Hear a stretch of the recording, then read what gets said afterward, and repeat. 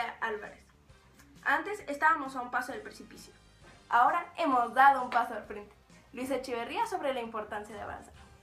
Luis Echeverría Álvarez, de 1970 a 1976.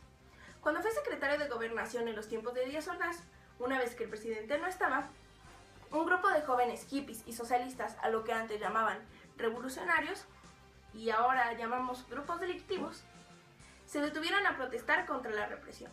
Esto se veía muy mal para los próximos Juegos Olímpicos, así que él envió un ejército a dialogar con ellos de forma pacífica. Claro, ¿para qué otra cosa se envía el ejército a las calles?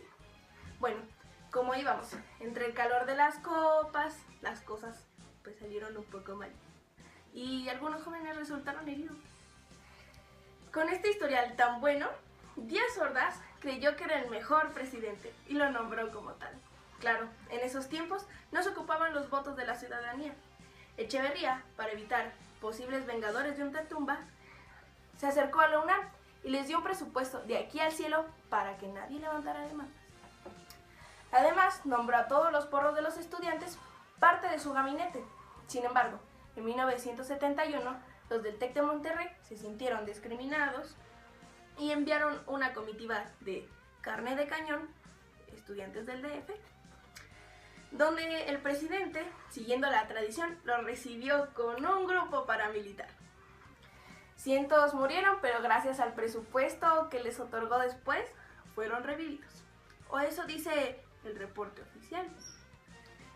Para solventar la deuda política, tuvieron la ingeniosa idea de imprimir billetes y billetes y billetes hasta que un estudiante de economía les explicó que debían sustentarlo en el valor de algo. Pero ya había empezado la crisis. En el factor social recibió a numerosos grupos de la izquierda de Latinoamérica, que eran exiliados políticos, y comprendió que el hecho de que un mártir era más simbólico que una persona viva, e hizo favor a Lucio Cabañas y a Genaro Vázquez de matarlos y hacerlos mártires. Gran hombre. En el 2005 fue acusado de haber matado a todos estos de cientos y cientos de estudiantes. Cuando compareció ante el juzgado solamente dijo, fue sin querer queriendo. Y pues todos se rieron y lo dejaron en libertad, con la promesa de que ya no lo iba a hacer. José López Portillo. José Guillermo Abel López Portillo y Pacheco, para servir al diablo y a usted, tiene la desgracia de haber llegado a la presidencia por el dedazo de Luis Echeverría.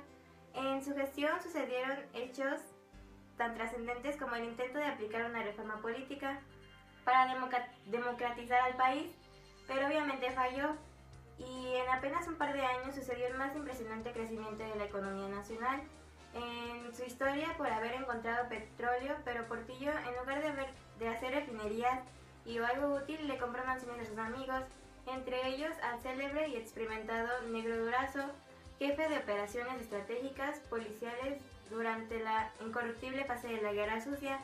Y pues el dinero se acabó, de lo sublime a lo ridículo fue el caso, y Portillo, en lugar de nombrar presidente a secretario de Gobernación, como Dios manda, puso a su secretario de Economía para intentar arreglar sus pendejadas o sus deslices políticos.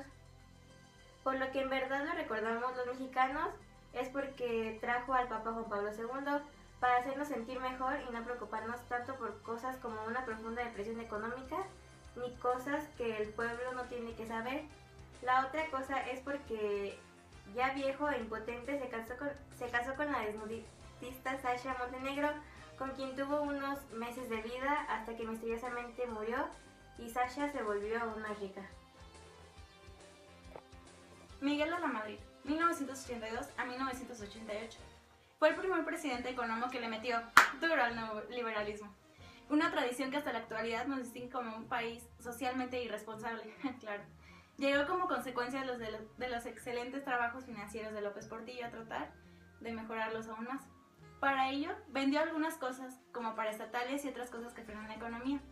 Durante su presidencia, sus actitudes provocaron un terremoto en la Ciudad de México. Afortunadamente, su gobierno respondió a paso firme, pero era tan firme que no llegó sino hasta un mes después. Y además, se le distingue la seguridad y soberanía, pues no quiso que extranjeros intervinieran para salvar vidas. Si ya intervenían en la economía y en la política, cuando menos que nos dejaran el desastre para nosotros, ¿no? La cúspide de su renovación moral se suscitó en 1988, su gobierno por asegurar que México siguiera en su posición económica, desgraciadamente su posición no era tan buena. Nombró a su secretario de Economía, que tan buen trabajo había hecho, Carlos Salinas, como próximo presidente. Aunque la jugada no había salido tan bien y Cuauhtémoc Cárdenas ganó. Fue cuando de la Madrid se tropezó con el cable de la computadora y sin querer tiró el sistema. Cuando lo reiniciaron, ahora sí su candidato iba ganando. Un verdadero milagro. Cuauhtémoc Cárdenas Solórzano, Cuauhtémochas, de agosto de 1988 a agosto de 1988. Fue el primer presidente legítimo de México, ya que en el 2006 seguiría AMLO. Pero se notaba que no le interesaba, porque en esa misma tarde del fraude declaró ganador a Salinas de Gortari, a cambio del registro del PRD. Como los muertos no hablan, se pasaron a mejor vida. Maquio, que en paz descanse. Su gestión apagó una revolución que le iba a beneficiar. Se espera que participe en uno de los tantos partidos de izquierda de las elecciones del 2018. Carlos Salinas de Gortari. A los del PRD ni los veo ni los oigo. Que con las orejas que se carga es bastante difícil de creer. El chupacabras, de 1988 a 1994. Fue electo presidente en las elecciones más limpias que ha habido en México, enfrentándose a Cuauhtémoc Cárdenas y a Manuel Claudio. Este último panista fue el que hizo las marchas contra el fraude. Y luego el PAN se pregunta de dónde salieron tales manifestaciones. Durante su sexenio aplicó la política social de atole con el dedo, con la cual puso a México en el primer mundo.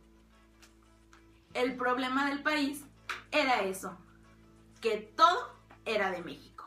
Así que como buen nacionalista empezó a vender todas las empresas mexicanas a los Estados Unidos, que ellos sí le pusieron mejor servicio y le reducieron los precios. Codo el señor. Como el señor presidente era muy amiguero con sus cuates, les dio muchos puestos en el gobierno. Fomentó así el compañerismo en el país. Creó el programa solidario, que consistía en darles cosas de insignificante valor a las poblaciones marginadas, para que se olvidaran del fraude del 88. Y fue así como se ganó la admiración de todos los mexicanos. No le costó nada de trabajo. Ya habiendo elegido a su sucesor en la presidencia, Colosio, por razones desconocidas, comenzó a difamar al pobre Salinas. Este último no se quedó en silencio y enojado, por eso hizo todo lo posible por negociar con él. Sin embargo, Colosio no dio tregua. Carlos Salinas no podía poner en peligro su futuro en México, así que tuvo que prescindir de él. Pero el tiro le salió por la culata y Zedillo lo desconoció y lo exilió a Suiza, donde sufriría pobreza y segregación social. Pobrecito.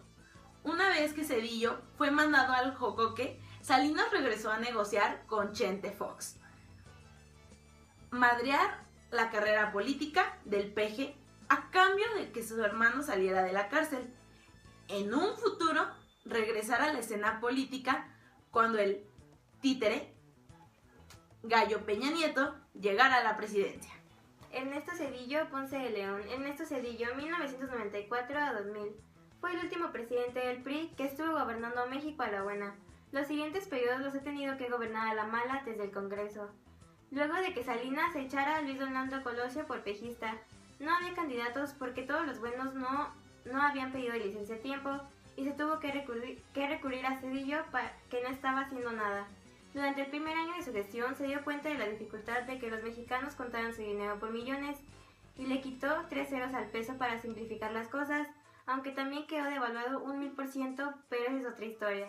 Fue responsable de que la UNAM se hiciera izquierdista y de que el MOSH actualmente esté en la política, aunque al parecer su mayor acierto fue la creación del FOBAPROA, Fondo para Banqueros Pro-Yanquis Antinacionalistas, pero pues ante sus amigos habían quebrado todos los bancos por malas inversiones. y pues ni modo que lo pagaran de su bolsa, así que era mejor hacer esa deuda privada a pública. ¿O qué, los mexicanos no queremos que nuestros banqueros vivan decentemente? Vicente Fox Quesada. El cura Hidalgo fue promotor de la micro y pequeña industria. Vicente Fox sobre el verdadero trabajo del cura Hidalgo. Bisonte Zorro, presidente del 2000 al 2006, aunque muchos dicen que estuvo hasta el 2003 y que lo demás se la pasó de huevón, pero la mayoría también opina que nunca ejerció el poder. Fue quien logró chingar al PRI, también consiguió que el país aumentara un 7% en el crecimiento anual, se resolviera el conflicto zapatista en Chiapas en menos de 15 minutos y que todos tuviéramos tele, un bolcho y un changarro. Además, impulsó los premios contra la violación de los derechos humanos y le envió ayuda al presidente de Cuba para su recuperación. Condenó a los que dieron el golpe de estado contra Hugo Chávez, aumentó los impuestos sobre el uso de espacio aéreo de la nación, redujo el IVA, impidiendo que la propuesta de que se aplicaran medicinas y alimentos. Encarceló a Raúl Salinas y mantuvo al hermano incómodo y al Chapo Guzmán en la cárcel. En resumen, es un demócrata hecho y derecho, que con tal de proteger la democracia, fragua complots de fraude electoral. Eso sin mencionar que es mejor amigo de José Luis Borges. ¿Qué nos puede esperar? Felipe Calderón, haiga sido como haiga sido. Felipe, sobre cómo llegó a la presidencia, algo que nadie nos explicamos.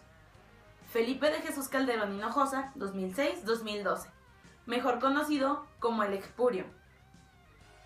Es el modelo más reciente de presidente para México, totalmente equipado para convertir a México de ser un país tercermundista con crisis y violencia a un país tercermundista con profunda crisis y exagerada violencia, pero siguiendo los esquemas del neoliberalismo que tan buenos resultados ha dado, según sus nervios. Además, ha sido el actor principal del reality show llamado La Guerra contra el Narco, para que las drogas no lleguen a tus hijos, que considerados. Pero ha tenido más muertes y daños colaterales que todas las películas de Rambo, Tarantino y los hermanos Almada juntas. Pero eso sí, el Chapo no sale ni aunque le paguen, no necesita dinero. Pero bueno, entre otras cosas destacables que le sirvieron a México están las concesiones de las guarderías ABC en las que se puede confiar, si es que ya se cansó de tener hijos. El solo inicio y acabó con un virus llamado la influenza cochina. ¿Más cochina que él? No creo. De la misma manera, México tiene mucho que agradecer, pues dejó sin empleo a esos flojos del SME, que solo se dedicaban a suministrar energía eléctrica al centro del país, en lugar de hacer su trabajo. Cobrarte mordidas, incluso exorcizaban a varios comerciantes, primero aumentando hasta el 6,000% a sus recibos en sus empresas. Empresas de todos los mexicanos, donde reinaba una sola extirpe, la de todos los afiliados al sindicato, quienes eran los únicos ungidos a poder trabajar en dicha empresa, de pobres trabajadores. Pobrecitos.